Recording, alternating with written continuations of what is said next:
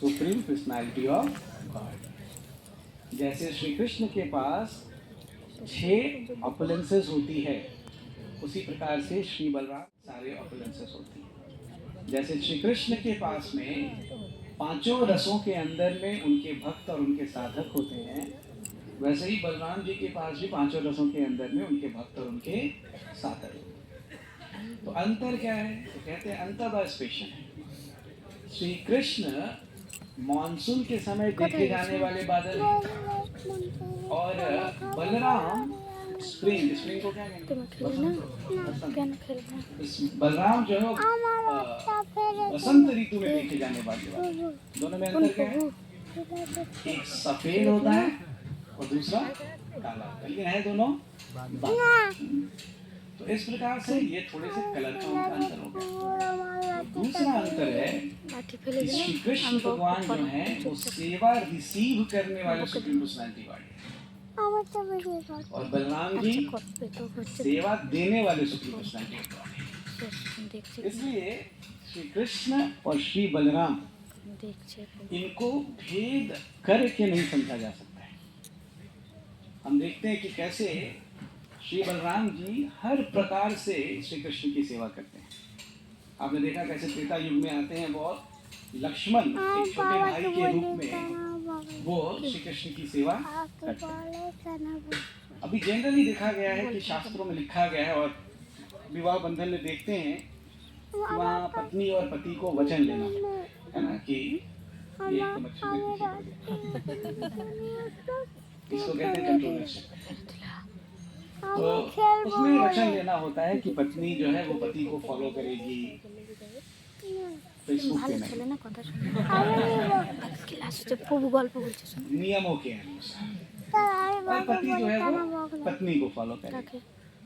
लेकिन कहीं भी शास्त्र में ऐसा नहीं लिखा हुआ है कि छोटा भाई जो है वो बड़े भाई को फॉलो करेगा। ठीक है, उसके कुछ नियमों को मान सकता है, आदर कर सकता है, लेकिन उसके पीछे पीछे ही उसको चलना है ऐसा नहीं लिखा।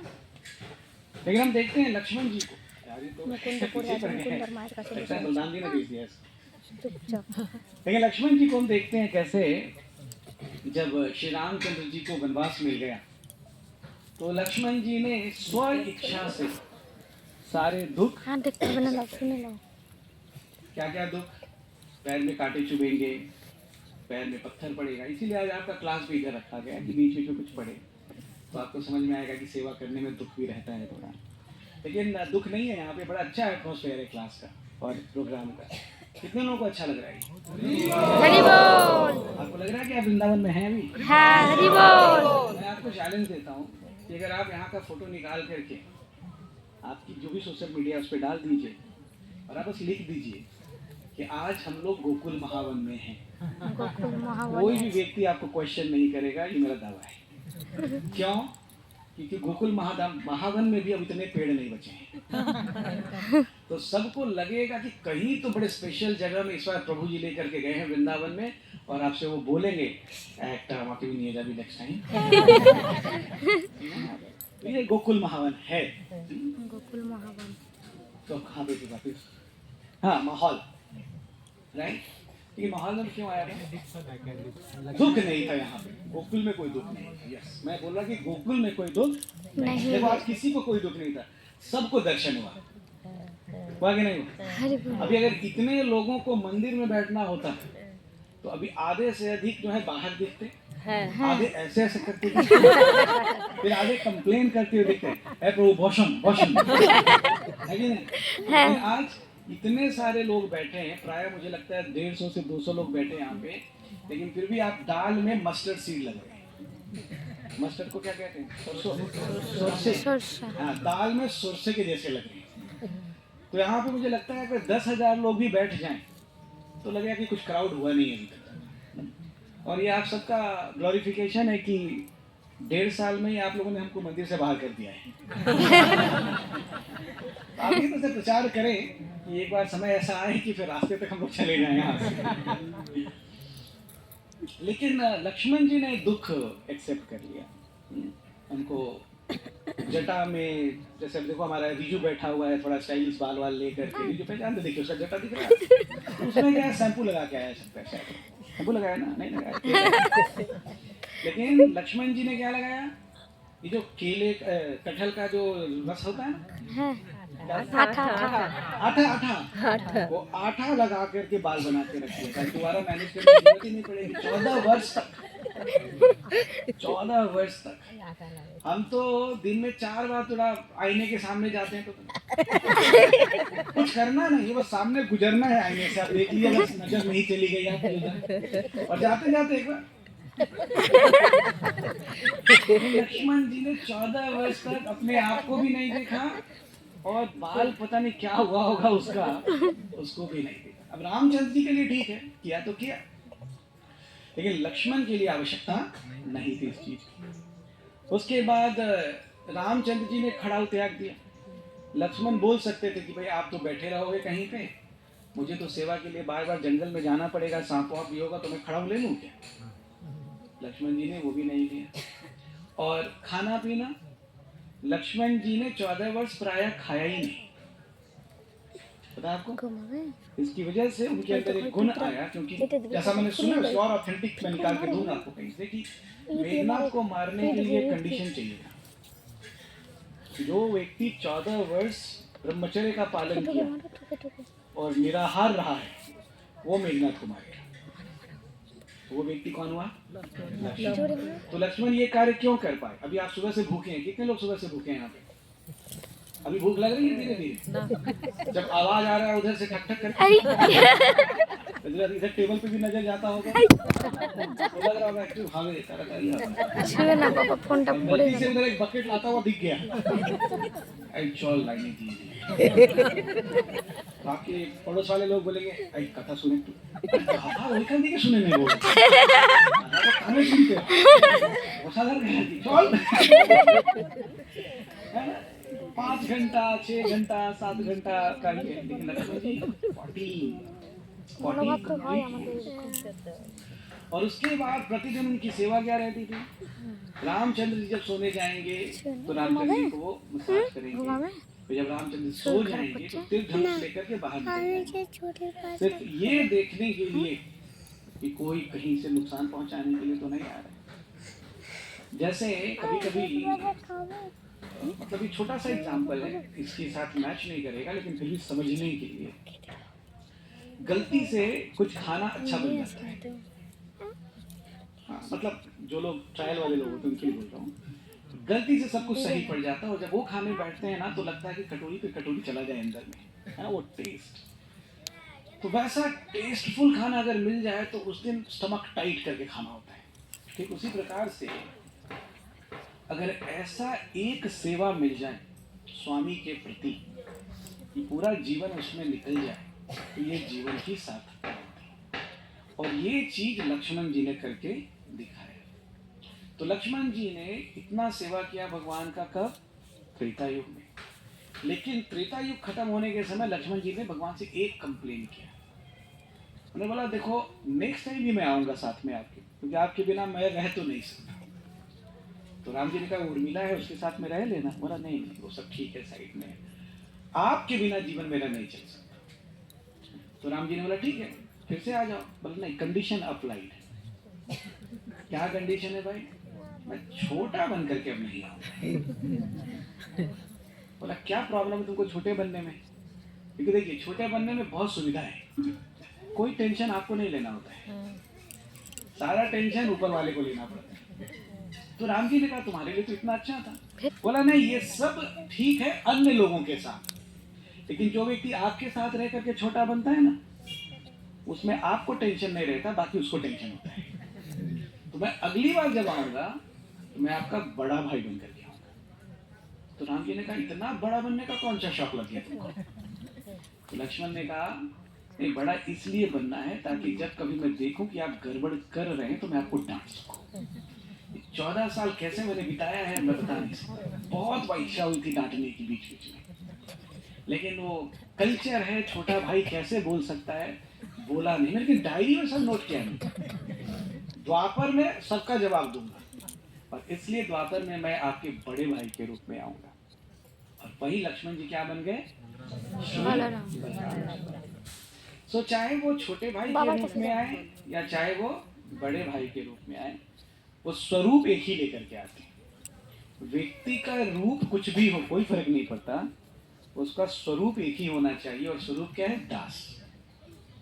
लक्ष्मण जी छोटे भाई के रूप में भी दास के रूप में ही आए और रामचंद्र जी की सेवा की, और बड़े भाई के भी रूप में आए बलराम जी के रूप में, तो रामचंद्र जी की सिर्फ सेवा की। आप जब भगवान का दर्शन लेते हैं तो जनरली भगवान का जब आप दर्शन करते हैं तो उनके कान का कुंडल, गले का हार, ड्रेस, बाल, ये सब अच्छा लगता है ना दर्शन करने में। या अभी जब आप दर्शन कर रहे थे तो देखा, जब दही गिरता था तो फटाफट फोटो निकाल रहे थे, फिर दूध गिर रहा था तो फोटो निकाल रहे थे, फिर हनी जब आ रहा था तो फोटो निकाल रहे थे। ये सारा कुछ क्या है आपको पता है? ये सब बलराम जी का एक्सपेंशन है। भगवान जितना भी श्रृंगार करते हैं, ये सब बलराम जी का एक्सपेंशन। एक्चुअली आज मैं सोचा था बंगाली में क्लास लूंगा, लेकिन क्योंकि बलराम जी यूपी में आए थे तो हिंदी शुरू हो गई। अब शायद नित्यानंद तो जब आएंगे तो बंगाली से निकलना शुरू होगा। तो क्या मैं बता रहा था कि भगवान जितना कुछ पहनते हैं वो सब क्या है? बलराम जी का। इसका मतलब क्या हो गया मालूम? इसका मतलब ये हो गया कि भगवान को देखकर जब भी आप खुश हो रहे हैं, भगवान को देखकर जब कभी भी आप अप्रिशिएट कर रहे हैं, भगवान को देखकर जब कभी भी आपको आकर्षण आ रहा है, इन सब के स्रोत कौन हो गए? बलराम जी हो गए। इसका मतलब बिना बलराम को अप्रिशिएट किए हुए कृष्ण को अप्रिशिएट नहीं किया जा सकता, और बिना कृष्ण को अप्रिशिएट किए हुए बलराम जी को अप्रिशिएट नहीं किया जा सकता। गुरु के बिना कृष्ण की वैल्यू नहीं है, और कृष्ण के बिना गुरु की वैल्यू नहीं। आप देखेंगे कि जब आप विग्रह का सारा श्रृंगार निकाल दीजिए, तो चूंकि विग्रह स्वयं खूबसूरत होते हैं, लेकिन वो खूबसूरती नहीं लगती जो श्रृंगार के साथ लगती है। उसी प्रकार से अगर कोई गुरु को छोड़ करके भगवान की प्राप्ति करना चाहे तो उसकी भक्ति सुंदर नहीं लगती। तो उसकी भक्ति सुंदर नहीं लगती है क्योंकि फिर वो कुछ उल्टा सीधा करना शुरू करता है। और भगवान को छोड़ के सिर्फ कृष्ण, कोई गुरु की भक्ति करने लगे, मतलब श्रृंगार जो है कृष्ण के ऊपर नहीं गया, अपने ऊपर चढ़ा ले, तो वो भी खूबसूरत नहीं लगता। क्योंकि गुरु का कार्य क्या है? श्री कृष्ण के चरणों तक जीव को लेके जाना। इसलिए कृष्ण की कृपा से गुरु की प्राप्ति होती है, और गुरु की कृपा से श्री कृष्ण की प्राप्ति होती है। इन दोनों की ही कृपा हमारे जीवन में बहुत आवश्यक है, तभी जाकर के ये एक दूसरे में मिलते हैं। और इसलिए आज का दिन जो है वो स्पेशल है, क्योंकि वो बलराम जी जो सुप्रीम पर्सनैलिटी ऑफ गॉडेड हैं, सर्वोत्तम भगवान हैं, सेवक भगवान हैं, सेवा के लिए हैं, उनके साथ भी एक छोटी सी समस्या है। समस्या क्या थी? लक्ष्मण जी छोटे से बड़े तो बन गए, लेकिन एक चीज का त्याग नहीं कर पाए, और वो था क्रोध। लक्ष्मण जी को भी बहुत क्रोध आता था, लेकिन किस लिए? जिस व्यक्ति को भी वो देखते थे जिसने राम को दुख दिया है, उसको देख करके लक्ष्मण जी को लगता था बस इसको जला दो, वो चाहे दशरथ ही क्यों ना हो। अयोध्या से निकलने के पहले लक्ष्मण जी आ गए राम के पास, और राम को आकर के बोला क्यों निकलेंगे हम यहां से? राम ने बोला लक्ष्मण, पिताजी का आदेश है इसलिए निकलना होगा। लक्ष्मण बोलते कौन सा पिताजी? वो बूढ़ा व्यक्ति जिसका दिमाग काम नहीं करता है अभी। राम बोले ऐसे नहीं बोलते, हाल में कैसे नहीं बोलते? अगर आप अभी मुझे परमिशन दे दें, मैं इसी समय राज्य अभिषेक के पहले दसम संस्कार कर दूं। राम जी बोले भाई ये काम कर, तू बैठ। ऐसा उनका क्रोध था दशरथ के प्रति, कैकेयी के प्रति।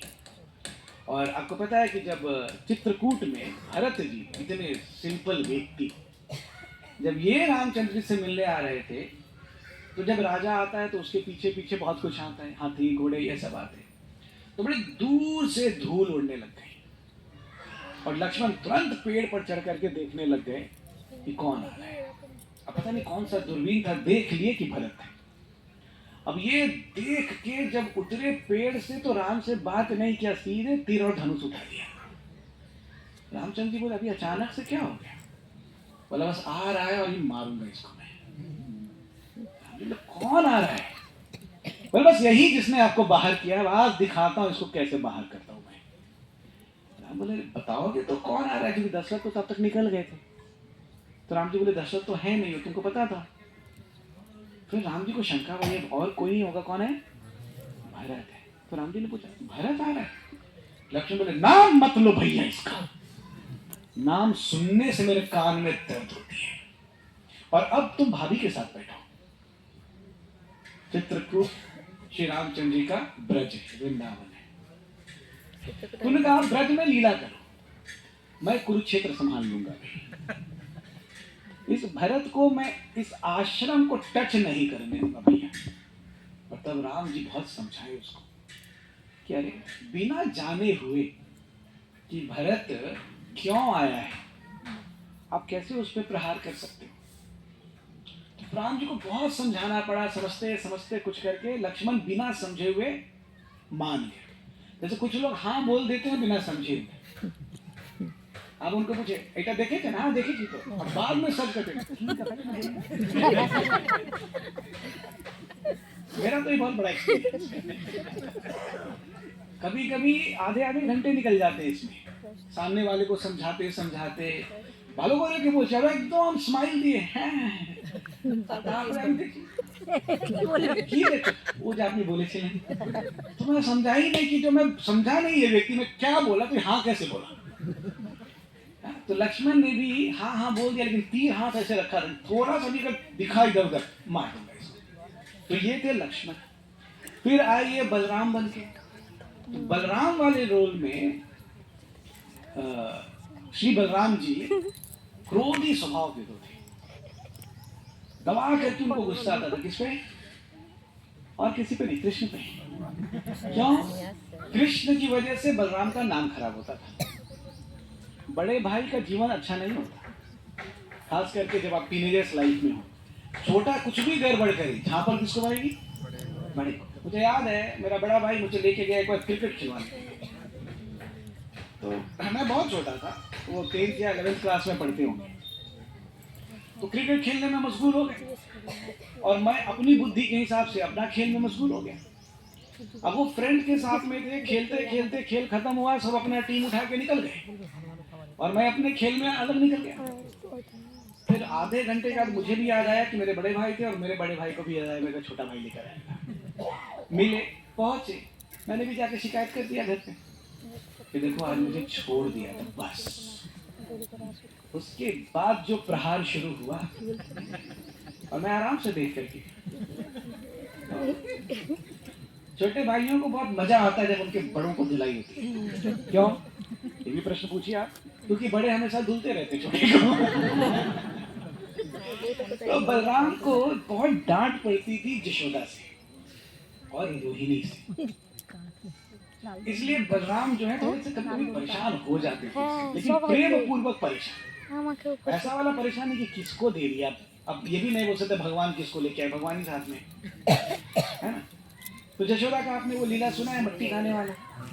कृष्ण ने जब मिट्टी खा ली तो इस बार बलराम जी ने और यशोदा ने केस जोर से पकड़ लिया। बोला भाई मिट्टी खाया तूने? बोला बिल्कुल नहीं खाया मैं। यशोदा बोली झूठ बोलता है? बोला मैं कैसे झूठ बोल सकता हूँ, मैं परम सत्य हूँ। यशोदा को समझ में नहीं आ रहा परम सत्य क्या होता है। कृष्ण ने पूछा तुमको बोला किसने? यशोदा ने बोला आज बहुत बड़ा वकील है। बोला कौन है, कौन ये तो बताओ। बोला आज तुम्हारे मित्रों ने नहीं बोला, आज बलराम ने बोला है। बोला ये इसका तो पुराना दुश्मनी है मुझसे, त्रेता युग से चल रही है।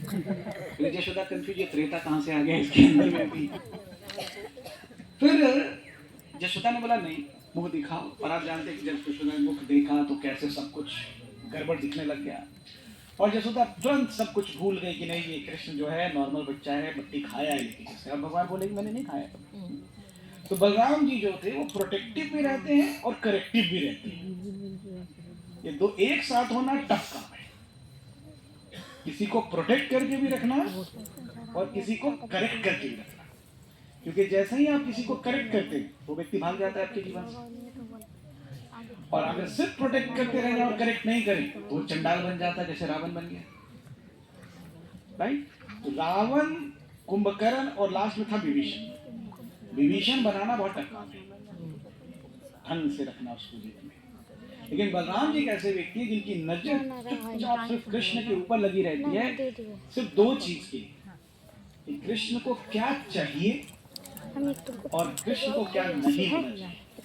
तो राक्षस नहीं होने चाहिए कृष्ण के आजू बाजू। इसलिए बलराम जी एक स्पेशल पास टाइम करते हैं। जब कभी भी मथुरा में से कोई राक्षस वृंदावन आया और कृष्ण के तरफ जब वो आता था, तो आपको मालूम है बलराम जी क्या करते थे? बलराम जी स्वयं धाम है, ये पता है आपको? तो वो डिस्टेंस ही बढ़ा देते थे दोनों के बीच में। तो बेचारा राक्षस दौड़ता रहता था और कृष्ण चलते रहते थे और कभी पकड़ नहीं पाता था।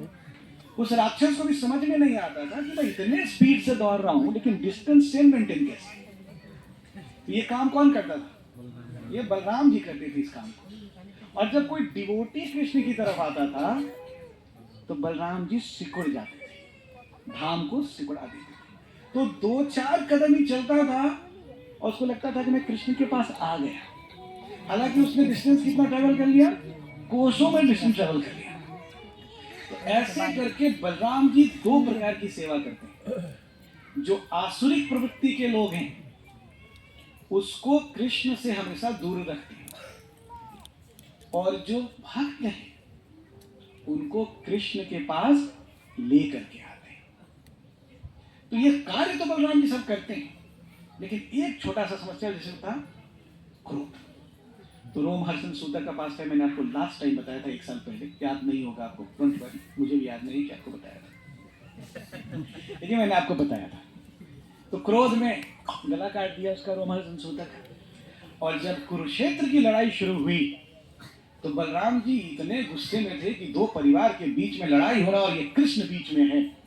तो क्रोध से चले गए बलराम जी धाम यात्रा करने, पिलग्रिमेज।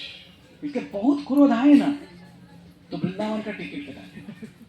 जिसको बहुत गुस्सा आए, जगन्नाथपुरी चले जाओ, वृंदावन चले जाओ, पैसा खर्चा होगा, क्रोध नीचे आए। और मैं तुरंत क्रोध नीचे आए। ऐसा अगर कंडीशन लगा दिया जाए, जैसे हमारे यहाँ कंडीशन है कि सुबह मॉर्निंग प्रोग्राम में लेट से आएंगे तो महामंत्र लिखना पड़ता है, वैसे अगर नियम लगा दिया जाए कि अगर आप क्रोध करेंगे तो आपको तीर्थ यात्रा पे जाना पड़ेगा, तो आप देखो आप क्रोध नहीं करेंगे। और उसमें करना क्या, जैसे ही कोई व्यक्ति सामने क्रोध किया, सामने वाले को बोलना चाहिए इस बार पूरी। नहीं करेगा क्रोध हो व्यक्ति। लेकिन बलराम जी चले गए कहाँ? तीर्थ यात्रा पे चले गए। वो बोले मैं नहीं देखूंगा इस युद्ध को। तो नेक्स्ट लीला जब आने वाली थी तो बलराम जी ने कहा कृष्ण को, इस बार तो मैं आऊंगा फिर से जरूर, इस बार भी तुमसे बड़ा बन करके ही आऊंगा, लेकिन पूरा मूड चेंज करके आऊंगा इस बार। इस बार जो मेरा मूड रहेगा ना कृष्ण, वो पूरा जो ब्रह्मांड है he will feel attracted। और वो मूड कौन सा था? अक्रोधे प्रेमानंदे नित्यानंद।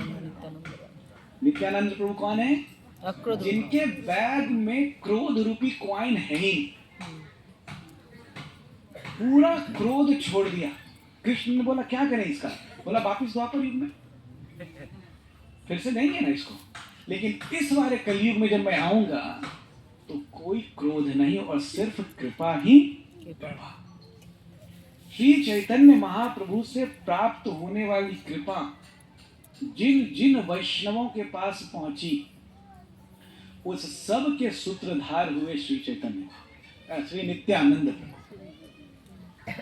नित्यानंद प्रभु के एक भक्त थे, एक डिसाइपल थे, उनका नाम था मिनिकेतन रामदास। बड़े स्पेशल स्वभाव के भक्त। भक्त सब अलग अलग स्वभाव के होते हैं। इसलिए भक्तों को उनके स्वभाव से नहीं समझने की चेष्टा करनी चाहिए। कहीं पे ऐसा नहीं लिखा है कि सारे भक्तों को बहुत सीरियस होना चाहिए, तो कहीं पे ऐसा भी नहीं लिखा है कि सारे भक्तों को बहुत कॉमेडी करनी चाहिए। स्वभाव, अब देखेंगे, अगर गौर से देखेंगे तो हर भक्त का अपना एक अलग तरीका होता है। उसका कॉमन चीज ठीक है, हरिनाम, 4 नियम, इतना ही तक दिखना चाहिए भक्तों का। उसके बाद की जो लीलाएं होती हैं ना,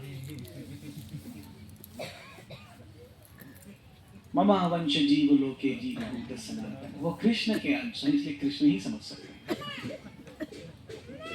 दूसरा कोई नहीं समझ सकता। अगर आप भक्तों के लिए प्रश्न करिए ऐसा क्यों है, तो भगवान आप पे हंसते, तुम ऐसे क्यों, तुम क्यों इसको समझने की चेष्टा करने में लगे हो, ये मेरा अंश है, तुम्हारा अंश नहीं, राइट। तो सब भक्त का क्या होता है, मूड अपना अलग अलग होता है। तो ये मिनिकेतन रामदास जो था, इसका स्वभाव बड़ा अलग था। क्या स्वभाव था, इनके प्रचार का एक ही, करताल और ताल दिख नहीं रहा है अच्छा ठीक, उनके प्रचार का एक ही काम था, उठाओ मृदंग, उठाओ करताल और गाओ हरिनाम। बड़े उत्साह के साथ वो कीर्तन करते थे। तो कीर्तन हम लोग भी कर ले, कुछ लोगों को मैं देख रहा हूँ भूख की वजह से नींद भी आ जा रही है, और खास करके धूप पड़ रहा है ना ऊपर से, धूप पड़ने में अच्छी नींद आती है, ऐसा कुछ लग रहा है सबको, कुछ को याद आ रहा है कि गोवा के बीच में बैठने लग रहा है।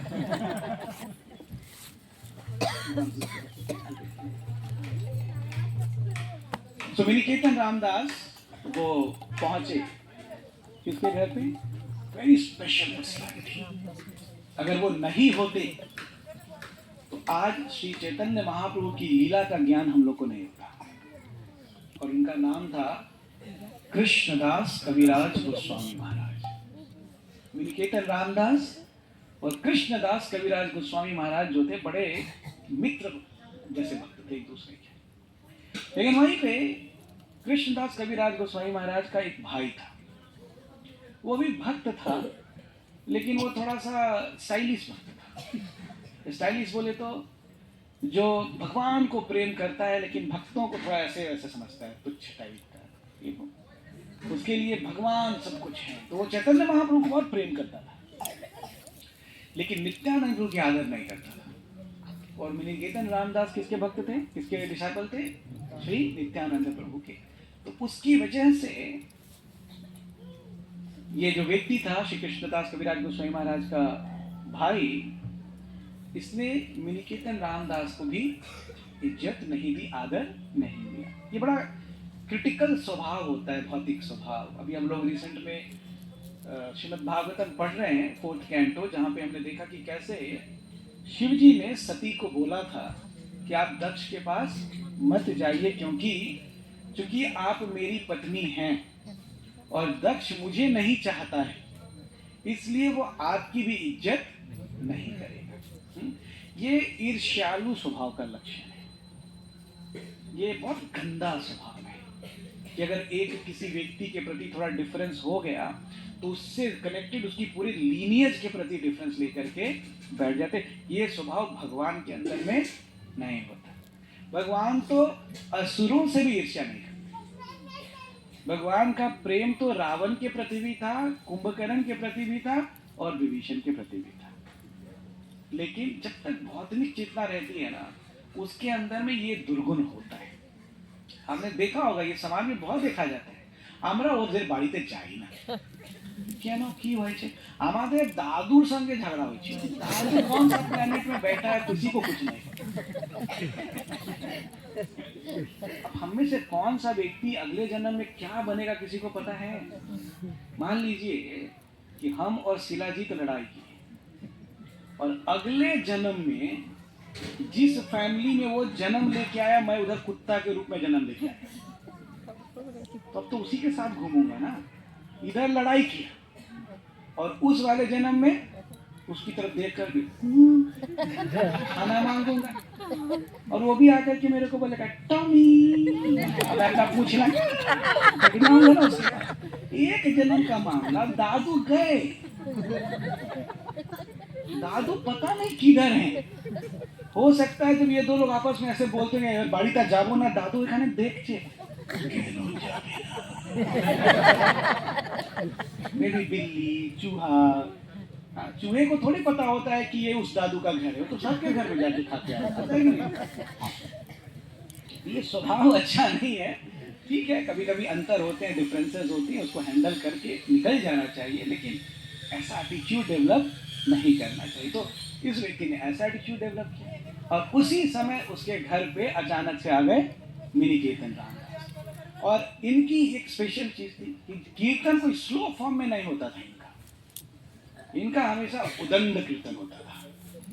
और उदंड कीर्तन में कीर्तन करते करते करते करते अचानक से जो भक्त उनको दंडवत प्रणाम किया वो उसी के गले पे चढ़ जाते थे